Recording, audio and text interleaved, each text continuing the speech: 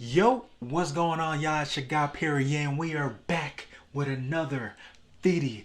Yo, and this time we gonna go ahead and take a look at YouTube Music in 2021.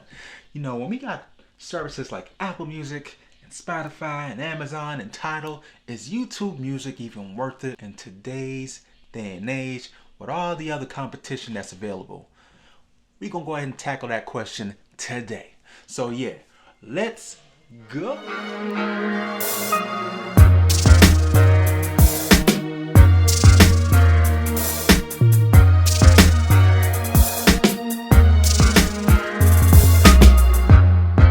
Alright, y'all, welcome back. Like I said, we're gonna go ahead and take a look at YouTube Music in 2021. You know, is it even worth it in today's day and age with all the competition that we got? You know, I feel like YouTube Music is one of those ugly stepchilds in the streaming services realm or world, and it's just something that nobody really talks about. You know, when we talk about streaming services, it's always Apple Music and it's always Spotify, and I've tried all of them at this point. Well, most of them at least. And you know, for me personally, I always come back to YouTube Music because it just seems to work well, and it usually checks most of the boxes for me in the realm of streaming services. So yeah, we're gonna dive into pretty much my strengths and my weaknesses of that services. This won't really be a comparison between the other platforms and stuff. If you want to see that, go ahead and leave a like and comment down below. If you do want me to compare YouTube Music against another streaming services, I'm more than happy to do that, you know what I'm saying? But I really just want to focus in on YouTube Music and to see whether or not it's even worth it in today's day and age, you know what I'm saying? So we're gonna go ahead and tackle that today. And yeah, I want to preface this by saying, you know, me personally, I'm a huge iOS user, Apple out over here, but I still use YouTube Music. I used Google Play Music when it was released back in 2012, 2013, and you know, it had its definite strengths and weaknesses, but as I transitioned over to iOS, Google Play Music for me did not really appeal. It had an ugly, outdated interface. I'm not lying, it really did look ugly on iOS, and it didn't perform great. So when YouTube Music was introduced, I felt like it was workable. I liked the interface, I liked the whole color scheme that it had, and it just worked. And yeah, but it definitely is still missing a few items, and I'll tackle that in a later part of this video. So listen, if you're new here, definitely go ahead and like and subscribe. I talk about a lot of music related stuff on this channel, so if you like what you hear and what you see, go ahead and slap that like button and subscribe and hit that bell notification as well. Help your boy out. All right, so let's get right into it. So as far as the strengths of YouTube Music in 2021, one of the biggest strengths for this platform today is gonna be its library. Its selection of tracks that it has, it just beats out everything else, and that's really just a fact. I might have some numbers somewhere, maybe I won't, I'm just too lazy. But you know, theoretically it does, because you're gonna find stuff like mixtapes and unreleased tracks on YouTube Music because of YouTube.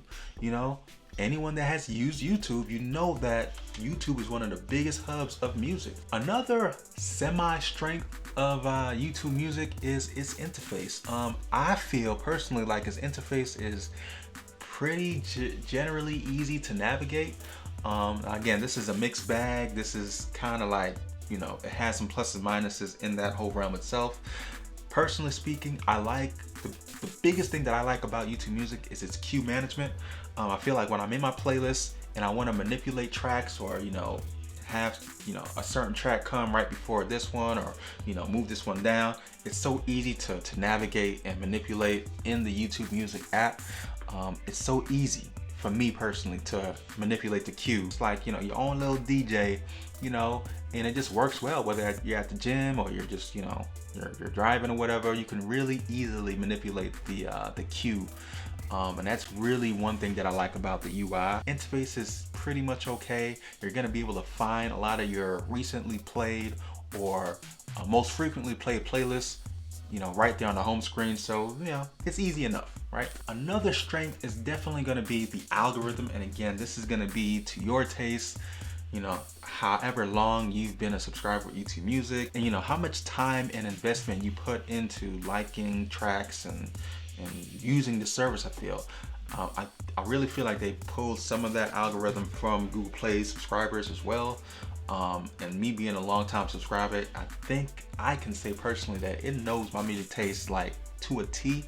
The playlist that it suggests for me, you know, the tracks that it suggests, whether that's new music or old music, and it's definitely been a work in progress. Sometimes it was trash, sometimes it repeated a lot of the same songs that it did. I don't want to get too negative there because this is the strengths, but I think today in 2021, I think if you invest time, you know, you do your likes, you do your dislikes and stuff, you'll generally get a good working algorithm based on the playlist you like and the artists that you like.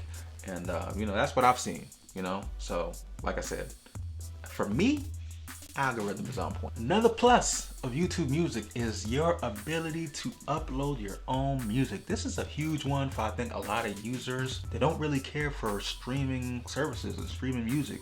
They want to have their own library uploaded and have access to that, you know, on whatever device that they're using. I personally don't use it, and it actually goes back to my earlier point.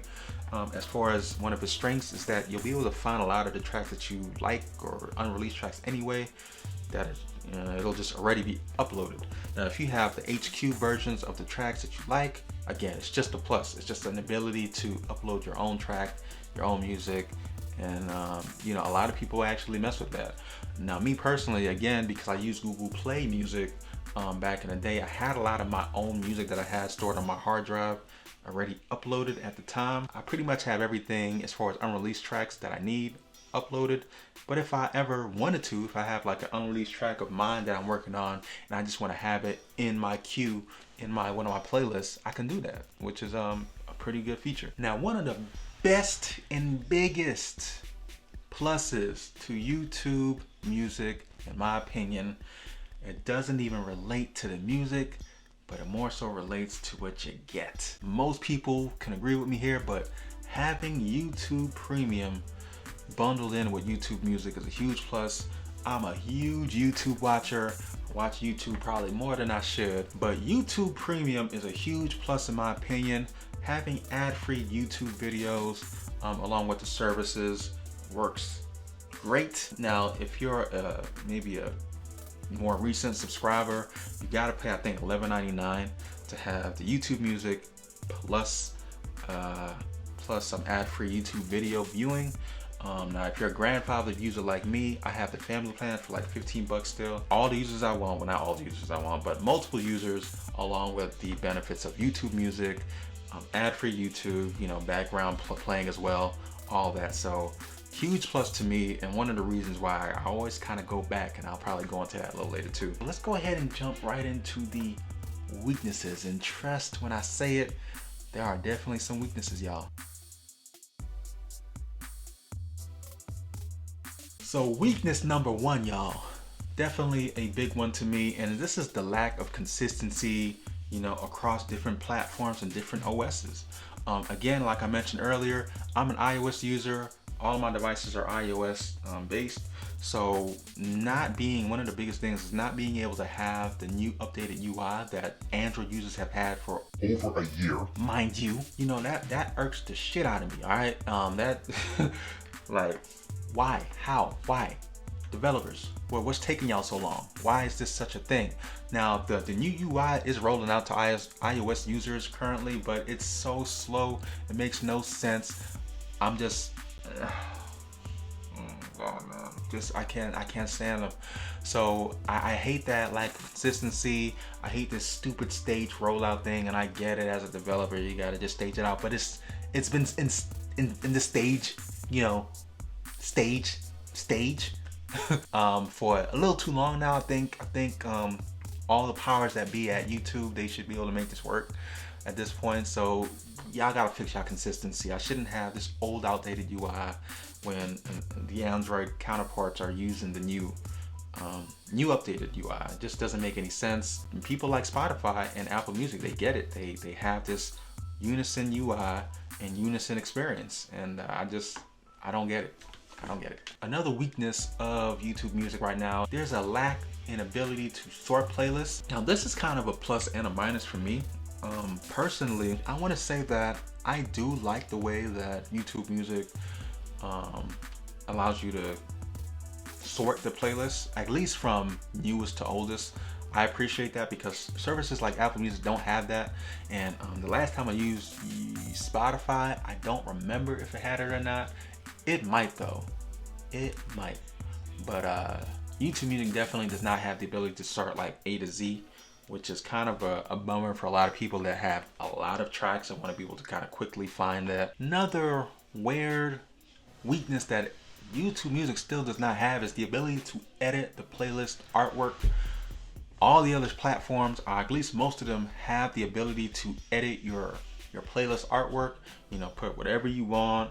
You know, if you're doing a collaborative playlist or you're just your own playlist that you like to have public so people can kind of have your own vibe, your own visual representation of your playlist, you still can't edit your own playlist artwork. It personally drives me wild because I like the ability to do that. I use that a lot with Spotify and Apple Music.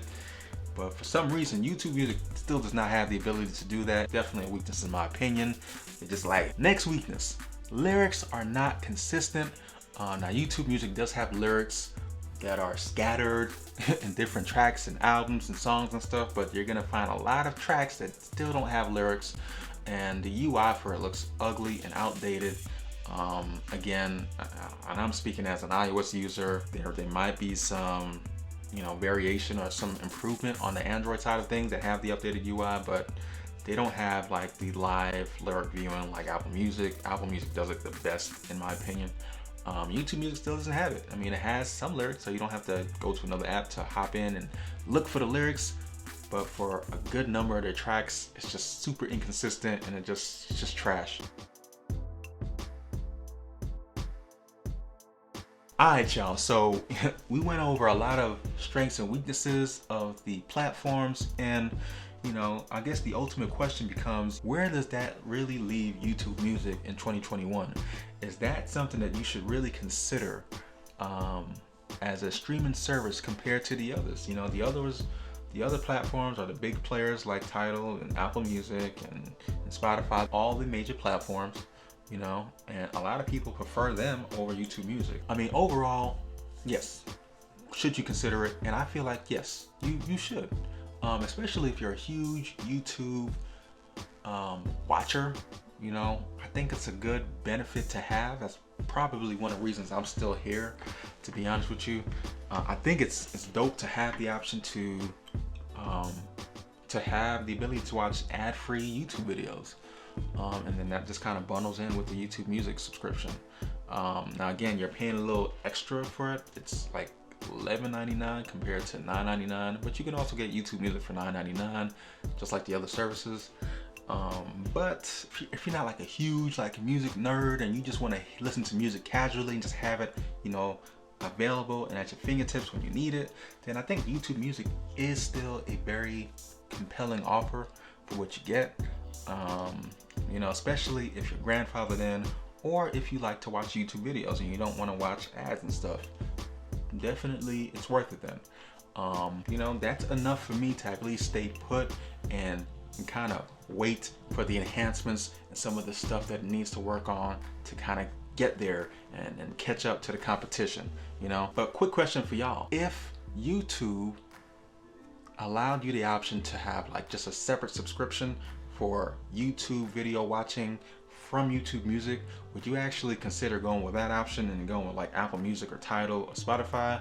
Let me know down in the comment section below. But listen, that was just a quick overview of whether or not you should check out YouTube Music in 2021 if you're on the fence.